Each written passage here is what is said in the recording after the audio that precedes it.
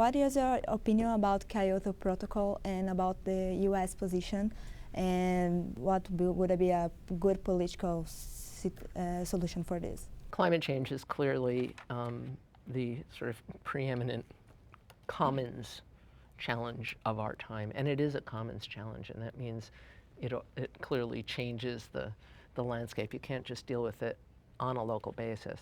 We do believe that it's important to price carbon. We think that it's important that it be priced in a way that levels the playing field, so that companies that are investing heavily in reducing their emissions aren't being penalized for doing that.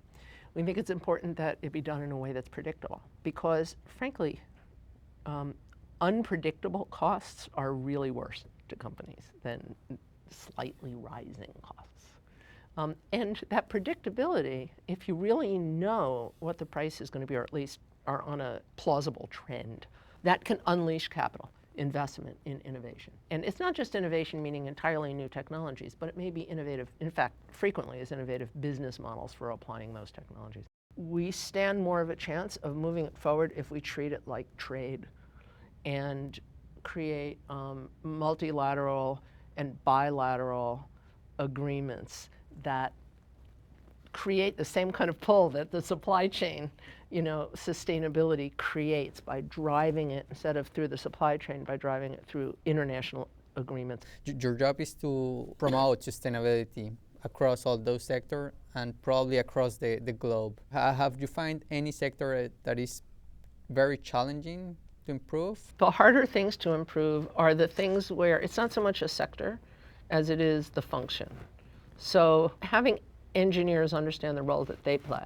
For example, we put in place in 2013 a review of every product before it goes out the door. And we've actually set goals. By the way, we've set goals for energy efficiency of the hardware as well over time. But we look at every product and do a review of the product, particularly from an energy efficiency and energy manageability point of view. And without a doubt, we've received emails initially when we started doing this from groups that said, we don't need to do this because we're just software. And we've had to come back and say, no, you do need to do this, because how you design your software affects how you use hardware.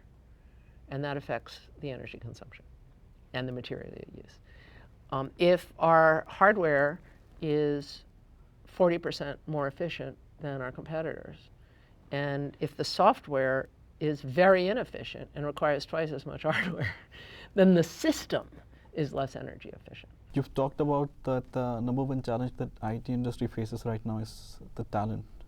So I'd just like to know your thoughts about retaining talent, identifying talent, and in general, your ideas about leadership. You want to find people that have not only the obvious skills that you're hiring for, but really have sort of the ability, they have agility, they have teamwork, they are creative, they are engaged. And your thoughts on leadership?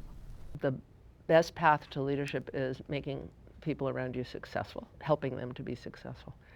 And again, I go back to defining the success. So they have to feel successful on a personal level, and they have to feel successful on a professional level.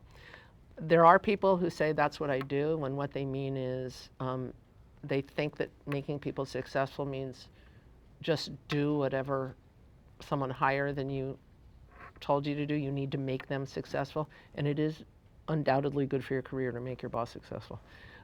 But I really think the leadership comes from making your peers and your workers successful. Related to the new developments of technology, for example, electric cars, solar panels, or whatever, usually they have a kind of trade-off. For example, in electric cars, manufacturing the batteries is really disruptive for the environment. As a sustainability manager, what would you do? I think it's absolutely necessary to invest in innovation and experimentation. Yes. Somebody has to do that. And furthermore, I think somebody has to engage in it. So not only do people who are doing it have to invest in it, but consumers have to invest in it. And yes, I drive an electric car. And yes, I know that it's not fully sustainable. Frankly, I don't think anything is fully sustainable. I do think it's very important that we do it with open eyes and an open understanding of what those impacts are, a recognition of them, and continue to work towards adjusting them.